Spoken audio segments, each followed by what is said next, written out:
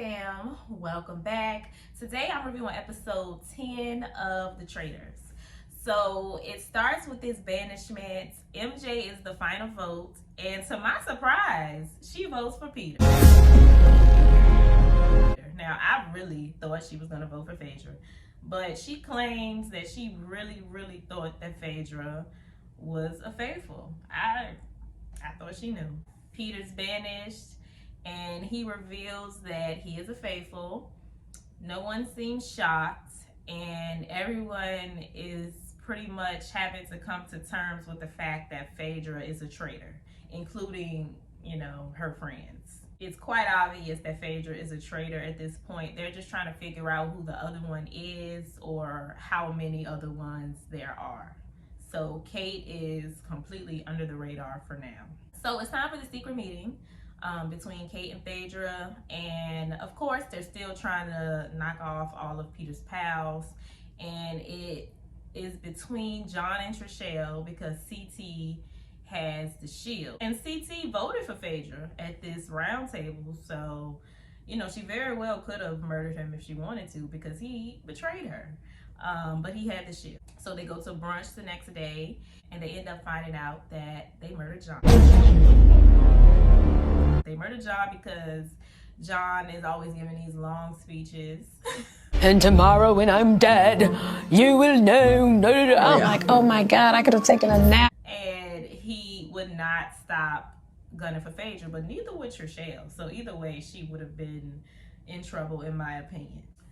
Now, at this brunch, before everyone walks in and they realize that John was the next victim, I can't remember who it was. I think it was MJ and Sandra, I think. It was those two and Phaedra, and maybe CT too, I can't remember. But either way, while they were waiting for everyone to arrive in brunch, they were pretty much asking Phaedra questions because, she is the #1 suspect at this point. So they're asking her questions like, who do you think is a traitor and stuff like that. She has nothing to say. And it's really crazy to me because she starts pulling a Dan after you were the one coaching Dan that he had to be more talkative and all of this stuff. When the heat is on you, you turn around and do the exact same thing. So I guess it's easier said than done because I feel like all of these traitors are like calling each other out and it's like, you're too obvious, you need to do this, you need to do that. Then when the heat turned on them, they don't do nothing that they were saying. Like, she had no answers. So when John was murdered, everyone pretty much confirmed in their minds and hearts, even though they pretty much knew it this whole episode, it was just things that kept happening that kept confirming these thoughts that they did not want to believe that Phaedra was a traitor. Now, Sandra, on the other hand, she was the only one being smart about it because she knew that Phaedra was a traitor. This is what I got from it. She didn't necessarily say this out loud. And Sandra decided to befriend her for protection, obviously, so, she won't get rid of her. And it worked. It kept her in the game. And yeah, that's why it's smart to be friends with the traitors, which is what Peter was saying, which is why I didn't understand why he was going against Phaedra so hard, because if your whole strategy was to befriend the traitors, why were you trying to get them out? And then another reason, me personally, I just feel like it would have been smart to keep Phaedra around just because they knew Phaedra was a traitor. But they felt like it was another traitor in the house and they didn't know who that was. So they can keep Phaedra until the last minute and then get rid of her. Well, I mean, you could, but then at the same time, they kind of run the risk of being murdered in the process. So, I mean, it's not the best idea, but I mean, I just feel like Sandra is playing the smartest game. Now, MJ, on the other hand, is trying to convince Sheree and Kate against Phaedra because MJ was really convinced that Phaedra was a faithful. And now that she knows that she's a traitor, she feels like the Bravo people are pretty much just keeping her there off of loyalty, and now they should start being smart. This is also what Trishelle is trying to tell them this entire time throughout this episode. She is just so annoying. Now, Kate, on the other hand, now that she is a traitor, and she doesn't want to turn on Phaedra for now, she is trying to convince them that Sandra is the traitor. So MJ, Kate, and Sheree, they're having their conversation, and Sandra and Kate are talking, and you know, they're pretty much discussing which one is the traitor between Phaedra and Sandra. And MJ is just pretty much trying to convince them that, you know, we know it's Phaedra. Kate is just trying to completely throw them off, obviously, and pin it on Sandra because she's also been very quiet. But the thing about Sandra is she accuses people of being a traitor.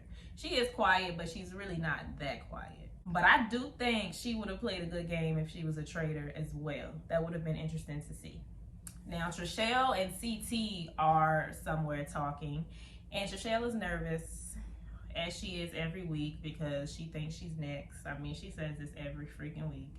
And she's freaking out, so she decides to go and confront the Bravo crew and pretty much say the same thing that MJ was saying. You know, y'all have been loyal, but let's be smart, because if she makes it, she's gonna take all of our money.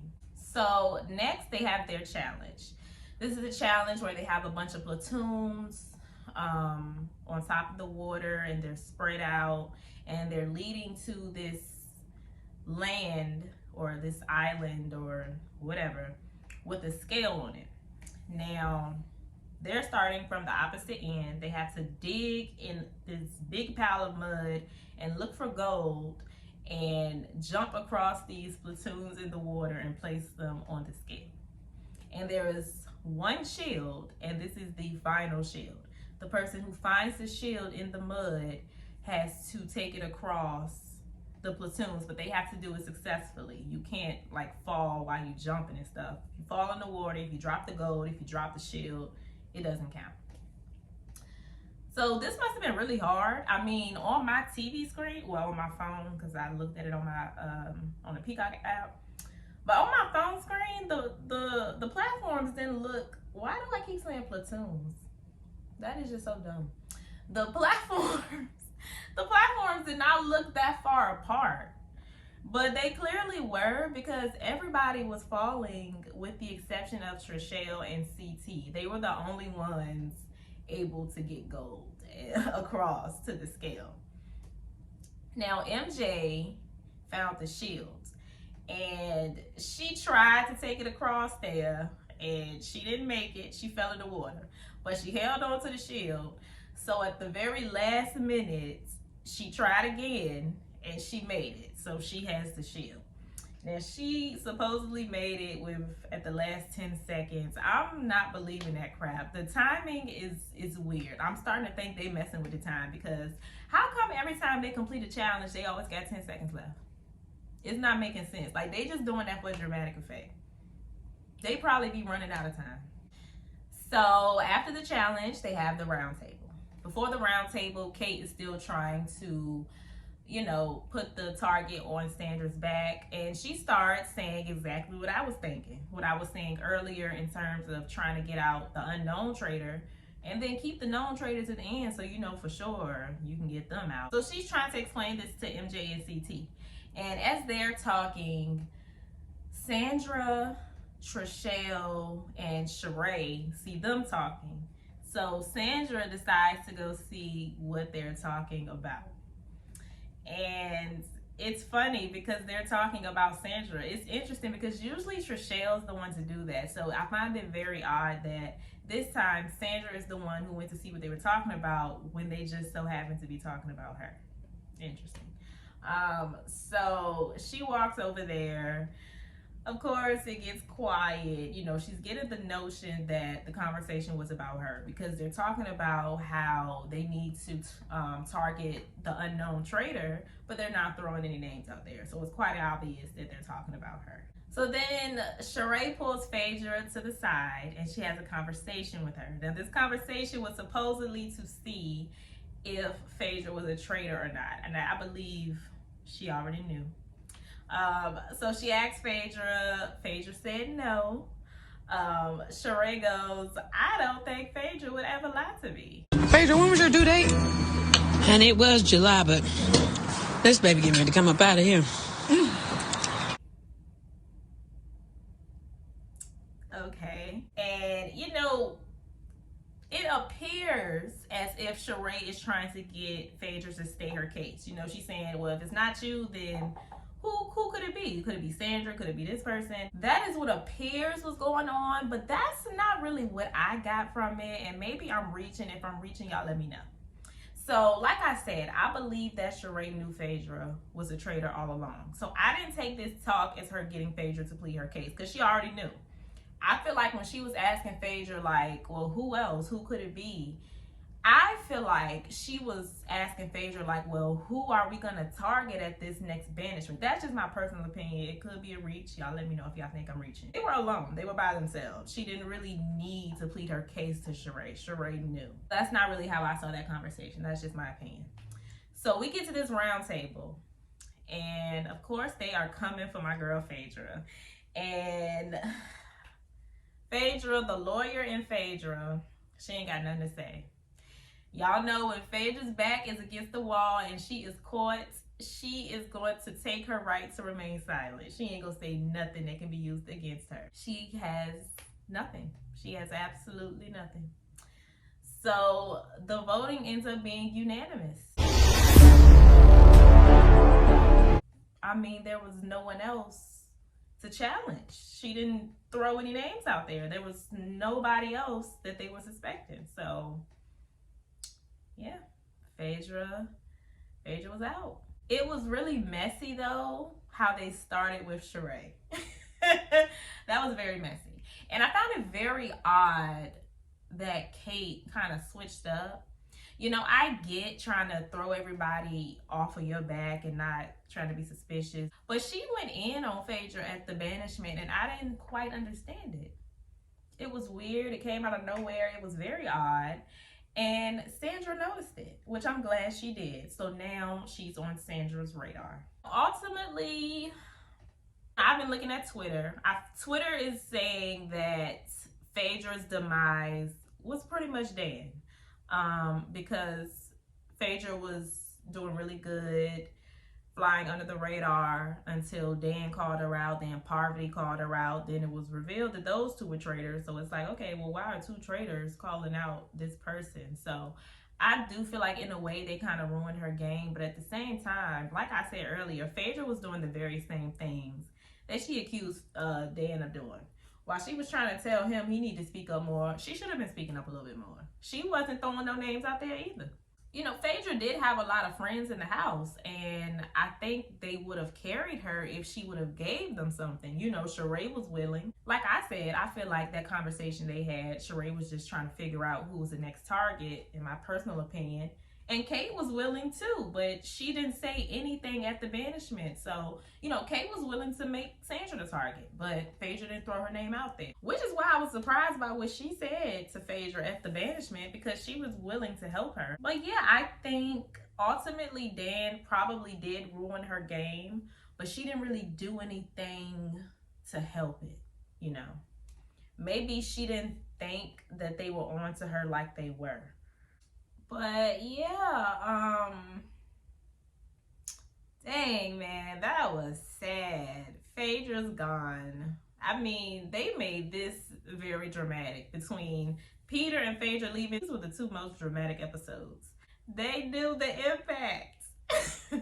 I really wanted Phaedra to win. You know, she didn't play this game like I thought she would. You know, Phaedra, in my opinion, is like the perfect person for a traitor. Not because I just think that she's a traitor in general, but like, you know, some of her ways, some of her calculated ways, I mean, let's be honest, like, it was perfect for this role. Surprisingly, she was a very faithful traitor. She was like the only traitor who didn't turn on the other traitors. The only time she like voted for them was when they voted for her. But she was actually very faithful even after they threw her under the bus. And we know how vindictive Phaedra can be. So she surprised me, and she actually played a good game, and she tried to be loyal. And she just kind of got screwed, in my opinion, which, that's crazy. But I mean, she made it far. She played a very good game until she got outed, and you know, she really did nothing to help it. But wow, I'm definitely gonna miss Phaedra. I'm interested to see how Kate handles being the only traitor, because she doesn't really seem good at this to me, even though she's this OG, this vet. she just seems to be kind of going with the flow. Like, she don't know what's going on. She just, you know, doing what everyone is saying. She's just, you know, vibing. She was just looking to Phaedra for everything. Like, she didn't know, look at Phaedra, make all the decisions as if she's not the one on the show for the second time. So I don't know what she's gonna do as a traitor by herself, but we'll see. And now that Sandra is on to Kate, I honestly feel like Kate will probably be the next to go, because I feel like everybody else, like, they know that they're faithful. So I honestly feel like Kate's probably going to be the next to go, but we'll see. Oh no, but then we also have to see who she murders. So yeah, we have that too. I wonder who she'll murder. Who doesn't she? Well, we know it's not going to be Sandra, because she's trying to convince everyone that Sandra is a traitor. MJ has the shield. Hopefully Trishelle. Let's cross our fingers for Trishelle. But y'all let me know what y'all thought about that in the comments down below. Stay happy, healthy, and all of that good stuff. And I will see y'all in my next video. Bye.